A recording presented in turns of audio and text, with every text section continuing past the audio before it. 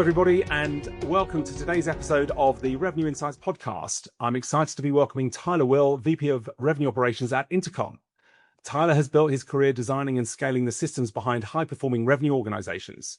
From Bain to LinkedIn to Intercom, he has led sales strategy and operations teams through global expansion, new go-to-market models, and now one of the most significant AI pivots in SaaS.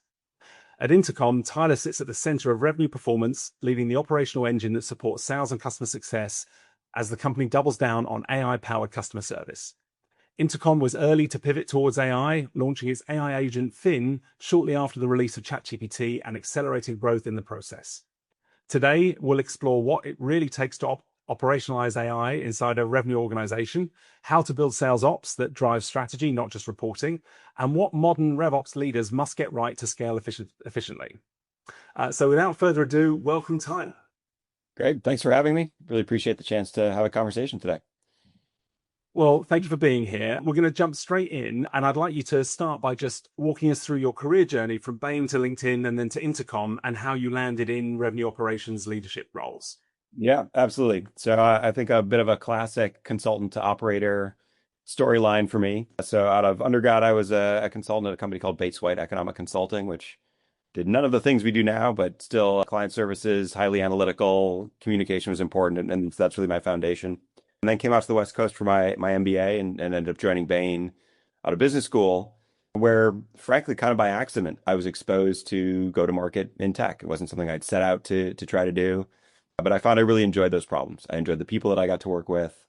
It was exciting thinking about pricing strategy and partner programs and how you set up a new business or help a business transform from being a hardware-only seller to services and software seller on top of that, and everything that had to change internally for them. And so got to kind of whet my appetite a little bit with that experience. And this is what I want to go do.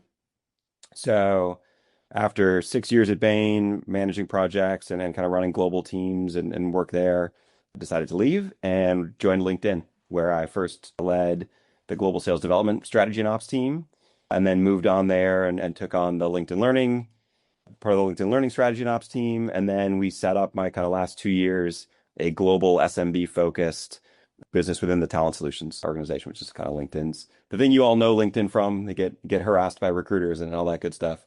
But it was really fun to try to build something from scratch. And so I kind of stumbled upon an Intercom job post when I was thinking about something new. Literally saw it as like a sidebar advertisement on a revenue operations like chat discussion board kind of thing. I thought, oh, I know Intercom. I should go check it out. And so went through the process, and yeah, it's been almost 3 years now being at Intercom. Wow. Okay. And so that 3 years obviously includes this decisive pivot to AI. So from a revenue operations perspective, how did that change in product and positioning shift for you? Yeah, so I joined sort of right after ChatGPT, I think came out, October, November of 2022. I started in March of 2023, and then Finn launched publicly, I think, in May of 2023. So I got 2 months to figure out what I was doing and then throw all of that out and get started on trying to figure out how to sell AI. It's been an evolution, no doubt. There was not sort of we flipped a switch and everything was ready moment. We started slow and not in a like bad slow, but we viewed Finn early on as sort of an add-on to the core product. I think the thesis was very much, humans plus some AI to take the really painful parts of information, sort of informational queries, we call them, away. What are your hours? What's your return policy? Can I cancel it? Like really basic stuff that no human should have to spend, 8 hours a day, 5 days a week responding to. And so we treated it a little bit that way. And a lot of our go-to-market was oriented around do all the things you used to do and like mention this thing and, sell a little bit of it, kind of an attitude and an approach. And that was probably right for the market at the time. There was both a lot of enthusiasm for AI and, probably everybody listening, and you certainly remember, like, it's not quite a toy, a little more than a toy, but like it was very hard to get anyone to think about committing their entire customer support stack to AI first, and then maybe a little bit of humans at the end. It was very much the other way around. Like, how do you get people interested? So now, we're talking about starter bundles and little dip your toe in the water kind of packages, and okay, now how do you get our sellers internally to be excited about selling something that might be only a 2,000 or 3,000 or $4,000 add-on that's going to take a lot of time to go sell. And so we spent a lot of time in the early days thinking about kind of packaging, thinking about incentives to get people out there to sell. If I told you it could take 10 hours and you're going to get, you're going to get 3 grand for it at the end of the day toward your quota, the answer is exactly what you think, which is like, that's okay. We'll pass. And so we spent a lot of time kind of early on that. And now we've almost flipped completely to you go out there and you talk about Fin, you're selling this notion of completely transforming your business around being, an AI first customer support organization. That is the way you should orient things. Your roles should be aligned around supporting, an AI agent delivering this. And yeah, if you need some seats because at some point you have certain customers you want to talk to as a human, or there's still enough ticket volume, whatever you need to deal with that. But we're kind of at the point of like the seats are the add-on now, and the Fin is the core. And so it's been really interesting to think about how we pivot the team and reorganize the team and roles that have changed as we've gone through that transition. It sounds like a huge transition, and again, I think you're ahead of the game. And so I suspect 2026 is going to be a similar journey for a lot of SaaS businesses. Any tips, any gotchas that you can share with the community? Oh yeah, if it can be done wrong, we've probably done it wrong along the way. I think being really clear on, at least in the go-to-market side of things, like if sort of top down, like does your finance plan clearly lay out what your goal is? Does that goal get translated into quotas? Do the incentives behind the quota line up to what we want people to do? I'll give an example around that. We started our AE team and they had a pretty typical like, here's a bookings goal for you. You retire that. Please sell some AI. Didn't sell a lot of AI. Then we said, well, what if we count the AI part as as 2x? We called it Fin 2x was the program. So for every dollar you sell, you get two times the quota return, which helps a bit. It certainly brought attention to things and then started getting people focused on that. And at some point along the way, and I may have the sequencing a little wrong in my memory, we added like a logos component to this. And then we so like, well, how do you define a logo? And we kind of went through that whole thing. And then we said, well, let's make them just Fin logos. And so now we have Fin 2x plus you got a sort of small part of your thing is you got to sell a Fin logo. Well, when we started out, that was like, if you bought any Fin, and then we go, well, any Fin doesn't really, doesn't result in a transformation of your business. We should set a minimum. It only counts if you buy, certain amounts. And so we've steadily stepped up, I think, our incentive design around trying to support this notion of be AI first, be Fin first in both, like I said, from the finance goal all the way down to the individual rep saying, I got to sell 10 new deals this quarter, this half that include at least this much Fin. I got to think about how to do that. And now we're in the process of rolling out accelerators for people who can get really deep commitment in Fin. What if you get a customer to commit to automating at least 25% of their support? That's a big deal. That makes the product stickier. There's bigger commitment. You start getting professional services involved. And so we're now really trying to push not the, buy it and try it, but really like commit, make a big commitment, and then we're partners in this journey. So the incentives matter a lot. And then you got to be able to track it all. How do you get pipe measurement? How do you know if you're, right? You can look back at the end of the quarter and go, we did it, we didn't do it. But, some things that are like simple that in retrospect, like, oh yeah, that would have been a problem, obviously. But we didn't have, you get a single dollar value at kind of stage 2 in your pipeline. And somebody inevitably goes, how much of that is Fin? And we'd all, look at each other and go, I don't know. They don't make a quote until stage 4 where there's actually a line item on it. And so we've steadily been increasing our kind of operational rigor around that. You need to not just produce a total forecast, but a forecast of what portion of that is Fin. Now we're building into Salesforce like a pre-quote kind of thing. Here are the 5 products you can have. Just break this down for us. It's not, nobody's being held to it, but make sure they add up. Right? Don't tell me it's a $25,000 deal and have $40,000 of product on it. And those kind of things where it lets us be a little more rigorous in our inspection, a little bit more on top of things, a little bit more leading indicators than let's wait and see what happens when, we get to the end of the quarter.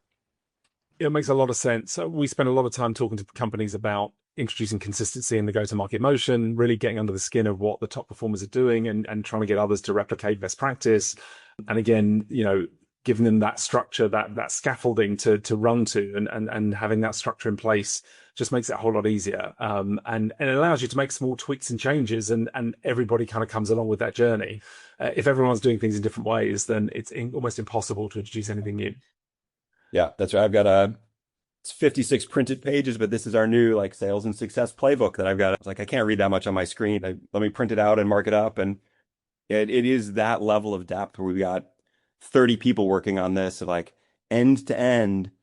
How do we want you to go out and sell? And how does that different? And what's all the collateral along the way? And I think for people that we've been lucky in a sense that we were able to be incremental at times because we were so far ahead of the curve. I think if you're not ahead of the curve with launching an AI product, or if you're fortunate, I guess, to be in an AI native company, you got to throw out the incrementalism. You got to like rip up your entire sales playbook and go, what does this look like? I've talked a lot about this in other places. Like the post-sales motion is totally different. You think about seats, like, cool, we provisioned everybody. Everybody got the training. I got to think about LinkedIn Learning, right? It was like, did we provision everybody? Did we assign everybody some courses? And once you did that, the CSM's role was, I don't mean to be dismissive, like kind of done, right? You monitor the usage, you'd have a QBR and say, this many people are looking at this many courses. Isn't this great? And now we're in this world where we're, use Fin for 25%, use it for 30%, use it for, all the way up to 50%. That is a constant, almost commercial plus success motion that is much more technical, much more deeply ingrained in the business. And like the old way of seats provisioned, everybody knows how to use them. Seeing 10 and a half months for the renewal conversation is like, it just doesn't work. And if you try to step your way toward that, it's both early in the game, but like late in the game and getting this up and running, I think is going to be a real challenge. Like you got to kind of throw stuff out and just blank sheet of paper how you want to do everything right now. Yeah, it makes a lot of sense. And what about the feedback loop? So, a customer finds a new use case that they really enjoy using Fin for. How do we get that back into the sales team so they can start to reuse it? Yeah, there are a few things that are going on. One we've actually launched publicly our customer agent. We talked about it at our event last October. And that is really that vision of like, wait a minute, your customer interactions aren't just at the time of customer support. They're from your first visit to the website all the way through to your renewal and kind of success motions. Like, why would I want to interact with 4 different agents for that? Ultimately, there's a convergence of these. And a lot of, I think, that decision and that design is actually exactly what you've talked about, which is there's a CSM or a relationship manager working with a customer. And they go, hey, we kind of hacked Fin into, being our SDR. It's really good at taking leads that we would never have had a chance to talk to because it was an SMB or, we're not big enough to afford, an SDR team. Well, okay, that gets back to the product team. The product team goes, that makes sense. Why don't we try it ourselves? Kind of the dog food at Intercom. Like, this is really helpful. Okay, now how do we productize it and bring it back in? And so I think we're seeing an acceleration of that, us being creative in our own applications of it. I mean, I think this is public, so not a problem. Like 81% of our conversations now are completely resolved by Fin at Intercom. I think it's involved in 90 some percent, and there are a few that it kind of can't answer and kicks it over to human. But like 81% is amazing. You think about that's hundreds of people that would have had to been hired and the cost of that. Okay, now we do that in the SDR world. There are all these leads from an event or from a webinar that you just kind of go, they convert at 2%, 1% if you're, it kind of is good. Way too low ROI for me to make for humans, and frankly, for humans suffer through, hi, I saw you downloaded our white paper. Don't you want to talk to somebody? And the answer is like, I don't want to talk to somebody most of the time. Now, like, Fin doesn't care if you don't respond to its emails or don't pick up its phone or are rude, in return. It just keeps on going. And so we're finding these really interesting like feedback loops from our own applications, plus what we just hear from customers kind of forking it themselves. So yeah, SDR agent is coming out. I think hot on the heels of that is an e-commerce agent. which I think about how I like, spent a bunch of time yesterday on ChatGPT. Like, I think about buying this, but like, what should I buy with it? And like, what if I could just do that on the, on the website of the company and not have to, I'm doing it at 9 o'clock at night. There's nobody to call or talk to or do anything else. And so now all of a sudden that's integrated. That's a hugely powerful thing. So we're really excited about the direction of travel on that. And how do you go about encouraging the sellers to take on all these different use cases? Yeah. Do you double comp for the initial 3 months on a new use case, or how do you deal with that?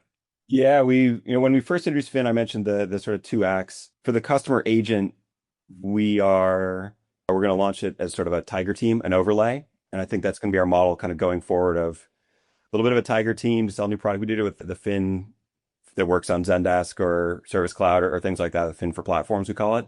We're like, let's set up a team that like learns how to sell it and what's different about that motion versus selling the entire Intercom suite. So we're going to repeat that for customer agent. We found it to be really effective to get a few people who are like really passionate about kind of cracking the code. And then we propagate that through the whole organization with exactly what you said. Like it's your account. This person comes in as an overlay. We double comp if they sell the new product. So you're encouraged to be helpful and make introductions where introductions are possible. And that lets us move a little faster without distracting the team of like very ambitious goals in the core business. The obvious question that comes to mind is that it is what proportion of the revenue is land versus expand, right? It sounds like this new motion is all about expansion. If you can get the customers on board with a specific use case, then there's huge opportunity to then take them through and get their activity and different use cases rolled out. Yeah. Yeah. And that's, I think, the plan is roughly 75% expand on these kind of new use cases for the coming year.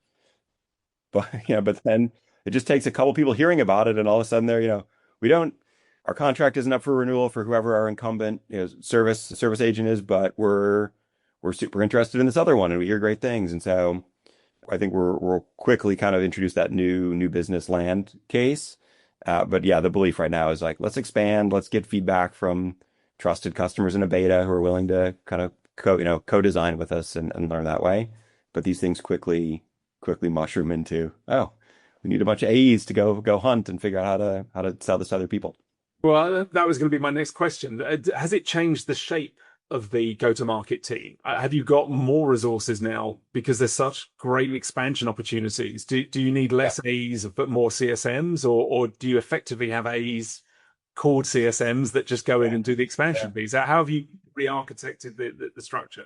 We've So far, we haven't really re-architected the roles. We have kind of a hunter-farmer model. We have an AE who lands the new deals. They hand them over to, depending on the size and the nature of the company, either a high-touch CSM or a scaled CSM plus a relationship manager who's a little bit more commercially oriented. We are right now adding headcount to that. So if you're looking for a job as a seller in a AI forward company, check out our many job posts. But a lot of the discussion now is in exactly what you said. Like, what's the mix? When I started at Intercom, I think we had 20 CSMs. We're gonna have, a couple hundred by the end of this fiscal year that just started.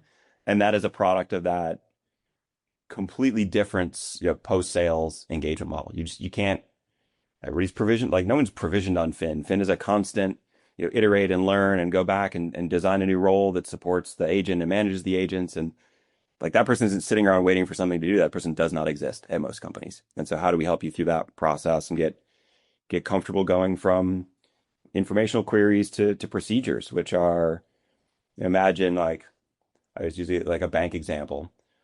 I need to be there for some reason physically. What's the closest one to me and what are its hours? Easy, informational query. Totally different one when you go, my bank card cracked in half. I need a new one. And I don't want to have to talk to a person because we're busy 9 to 5 when, it's actually open. So I want to go in and now, it's got to verify who I am. It's got to make sure that I have, I or you has the rights to request a new card for that, but the new card is tied to the right account, that it's replacing the old account. Like now you're writing into systems, you're reading systems, you're getting security access. And so that CSM team now has to guide people through that entire journey from what are your hours to you're going to transfer money from here to here. You're doing this and this. Like, are we really sure we want to do that? It's the worst thing that happens if you're told the wrong hours. like, right? And then you go home, that's it. You transfer $50,000 to the wrong account, like you got a huge problem. And so, that journey is one that I think some companies are like, we got to do this, and others are like, I really want you to hold my hand as we go through this. So that So is the mix. that obviously raises the question around services. Are you outsourcing services to a third party, or are you doing your own services on Yeah. top of?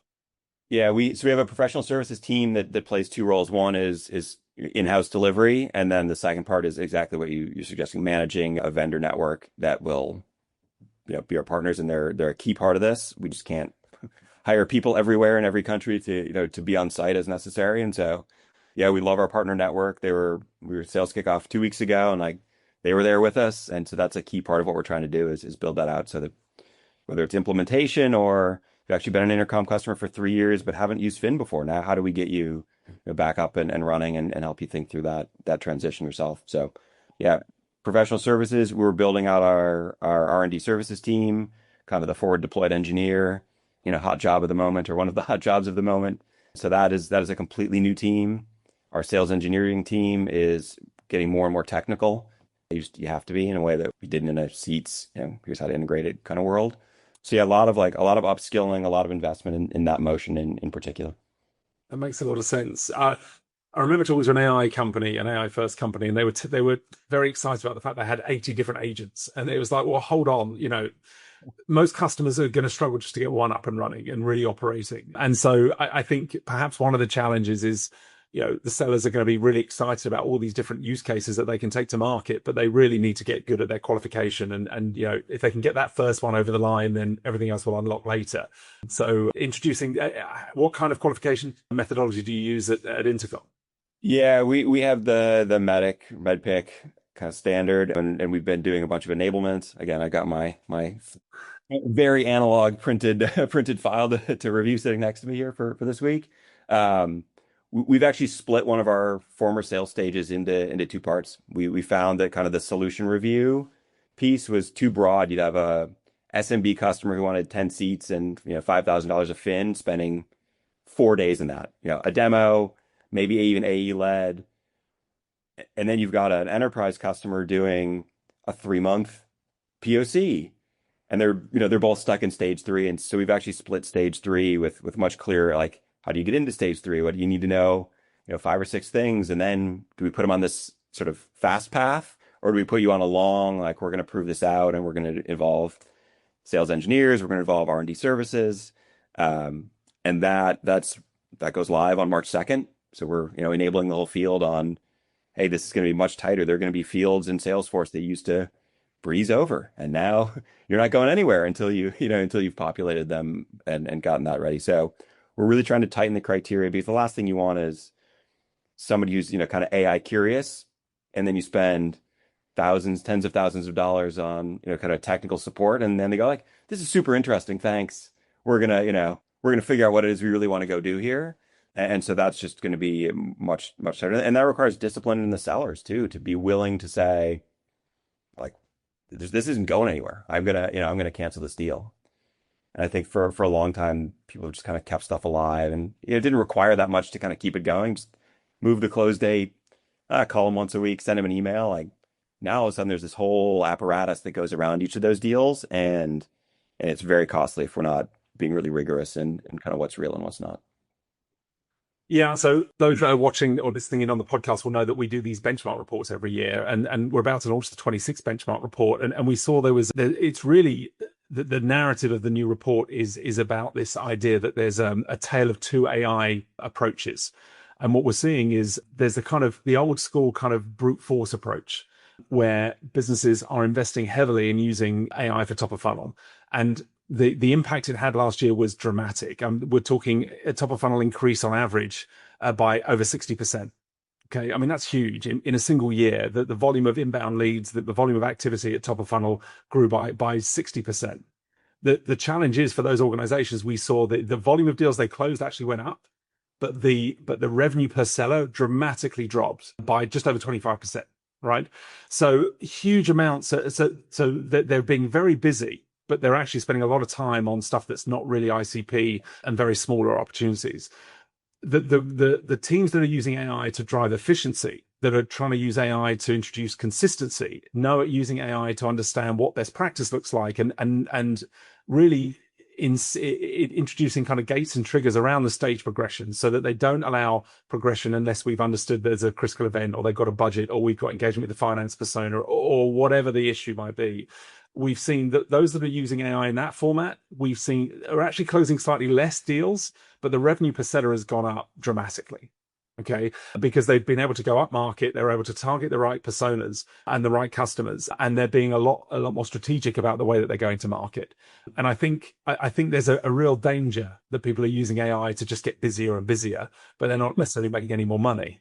And I think it's very easy to fall down that road. But I think the point you raised there about, look, you can still service these smaller deals, but you can let AI do the vast majority of that work, might be a good middle ground. Yeah, I think that's spot on and great to hear. We didn't plan this, but like that's what my team was trying to figure out how do we do this? We're big Clay fans in sourcing kind of the right target lists. But historically we have SDRs for inbound and BDRs for outbound at Intercom. And the BDR team it's sort of like, here's some accounts you may want to call, but like just go hit a number. And now we're like, no, no, no, that doesn't work. We can source the best possible list is that in our ICP that convert the highest rates. And we see, I'm going to forget the numbers exactly, but we were looking at this a week or two ago, like they're, 5 or 6 times the average contract value if you're targeting the ICP. The conversion rate is, instead of 3%, it's 3.5%, which sounds tiny, but then you're like, wait, no, that's 16% higher, improvement in your conversion rate. That makes a big difference over the course of a year and over the course of 20 or 30 people prospecting. And so we're able to target that. We're building AI driven machine learning models on propensity scores for those accounts, and that constantly iterating, as opposed to like once a year we refresh our account scoring model, and like that takes 3 months and you hope it's right, and then you kind of keep moving. Now it's like that's just a constant feedback loop. And for SDR managers, I think there's always been like a lot of art to the coaching. There's been a bit of science. How many calls should you make? How many, what should your connect rate be? But we're building out right now an AI like prospecting quality score. Every single outreach now we can score and put that on a dashboard in front of a manager who can sit down with the BDR and go, there's still art to this job, absolutely 100%. But here's what you're doing across your accounts that we've cherry picked for you, the best accounts. Like you never follow up with people. You're going after the wrong ICP or are the wrong contacts at those accounts. And you can kind of go down this list and get much more methodical, much more efficient. And now, hopefully the job is more enjoyable. Like that's a tough job. You hear no 99, 95% of the time every day. Like what if that's only 70% of the time? Like that, that's a huge, huge improvement. And so we're really excited about what we can do, as you said, at the top of the funnel, and not have it just be like everyone's busier and no one's more productive. It's like, Yeah, no, I think that's exactly the right approach. It's fascinating to hear where you're at in the field. So tell us a bit more about how you're judged. So what does good look like, right? Because the market could rise or fall, but you still need to get on with your job. And the thing with RevOps is it's never quite done, right? It's like going to the gym, right? You can't just do it once and you're done at it. It's a constantly evolving and improving exercise. So how are you judged on the work that you're doing, and how do you then kind of report back on progress? yeah, this is, I think, one of the biggest challenges for RevOps leaders. If someone has cracked this, I'd love to hear it. If you're thinking of being a RevOps leader, be prepared for never quite figuring it out. But I always find it funny. We work with probably the most easily quantifiable performance job anywhere in business. You had a quota. Did you hit your quota or not? We know exactly, we know exactly how good you are. Maybe not by the quarter, but at least over some period of time that takes some of the variability out of these things. And RevOps is one of the hardest jobs to figure out if to quantify and if you've done a good job or not. Like, is forecasting accuracy good? Yeah, like yes, but I'd also say if you on week one called 70% of your target and hit 70% of your target, like what did you spend 13 weeks doing to try to turn that number? Like I'm not actually impressed with accuracy of a pretty miserable quarter and then delivering a pretty miserable quarter. It suggests you have no idea what to like levers to actually go pull. So forecasting accuracy matters, like quotas, were the quotas set right so they delivered plan and capacity was right. There's lots of these kind of, yeah, we were involved in setting a target or we were involved in setting a plan for something or figuring out how to operationalize a plan, but we can't make the seller sell. We can't make the people click on the marketing, the marketing content or whatever. And so, a lot of it for us is a little bit of like, hey, how does like sort of what's the CSAT of our customers? Do they, internally, like, do they feel like they're getting the support they need? And what does that look like? Does the business run smoothly? Do we have the right cadences in place? When I sit down with you, are we partners in the business? Do you have a point of view? I think one of the big mistakes RevOps, ICs and even some leaders make is they view themselves as like ticket takers or a service provider. And I think the best RevOps leaders are those who go, yeah, you carry the quota and I don't, but this is our business. And I have an opinion about our business. And I don't view it as like, I'm going to sit here and wait for you to ask me for stuff. I'm going to go like, did you know about this? And here's what I think we ought to do. And here's a creative idea. And I know a guy who's doing a thing that might apply to us. Like, what do you guys think? That notion, I think is hard to figure out. Like you had four good strategic ideas and that, therefore you exceeded expectations this quarter, like doesn't quite translate, but there is it's so overused now. There's like a sort of RevOps vibes kind of score that I think is almost the best way to assess these at times. Plus hey, we set out and then we try to do this each quarter. Like here's our roadmap. What are our priorities? What are the things we're going to deliver? Do we deliver those? And were those things successful? Yeah, that makes sense.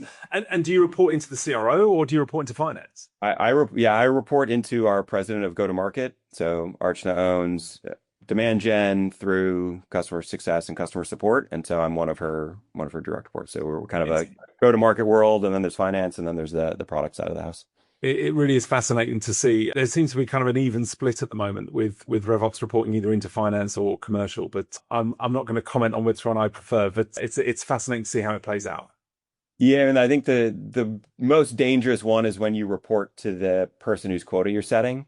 That's Yes. the situation to look out for is like, you'd hope most sales leaders are kind of, good faith, like we need to do the right thing for the business, and even if that's a challenging plan, but our big joke is if you ever walk into a group and present the quotas and everybody walks out and it's like, okay, you're like, "No, they're too low, there isn't a big argument, they're too low, and so that's always a tension in that, and so I'm fortunate in that I am peers with the person my team sets the quotas for, and so that's quite helpful.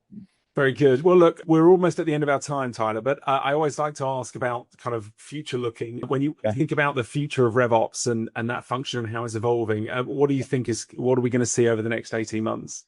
Yeah, I think RevOps sort of started out, whatever, 10 or 15 years ago as very much a generalist kind of thing. A lot of former consultants like myself in there who just go solve a bunch of problems, but aren't necessarily the experts of things. And as I think in many ways for the better, professionalized, you've seen more and more specialization, a comp expert, analytics and data science people. I only know about customer support. I only know kind of these things.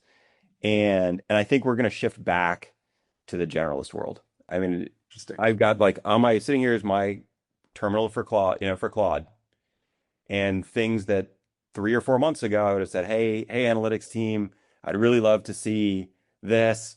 What do you have on your plate? Let's prioritize it. I just prompt it and sit around and, now for the really important stuff, we're going to double check and we're going to do some good auditing, but like for some really, really basic stuff, and that basic stuff is getting more and more complicated, I'm self-serving in a way I haven't self-served since I was like 3 or 4 years out of college and it was an IC. All of a sudden, like it becomes about, can you ask the right questions? Do you know how to tie these things together? Can you understand how the quota affects the reps, which affects what kind of deals they sell that the CSMs have to sell? That's a lot of siloed stuff today in a lot of places, and I think those silos just break down more and more. Well, effectively, you'll still have specialists and siloed, but they're just going to be agents. So you'll effectively be a manager of a whole group of agents that are specialists at all of these individual topics, and they'll all be delivering you the results you're looking for. But yeah. I'm looking forward to that vision. I agree with you. I think that's where we're going, and we're all going to become managers of agents as we move forward, and we'll see how that evolves. Until we don't even have to do that anymore, and then we're all we'll just sit on a beach. Yeah. Tyler, thank you so much for joining us today. If anyone who's listening in on the podcast wants to get in touch with you, how do they do that? LinkedIn is the best way to do it. I'm a dedicated alumni and happy to stay there. So please connect with me, send me a note. I love meeting with people and talking about this stuff. So very good. And if they mention the podcast, you'll accept the invite, right? 100%. Yes. Very good. Right. Well, again, thank you so much for joining us today. I can't believe how fast we got through it and really enjoyed the insights. And looking forward to watching Intercom's progress. Great. Thanks. Appreciate it. Appreciate the time. Thanks, everyone. Take care.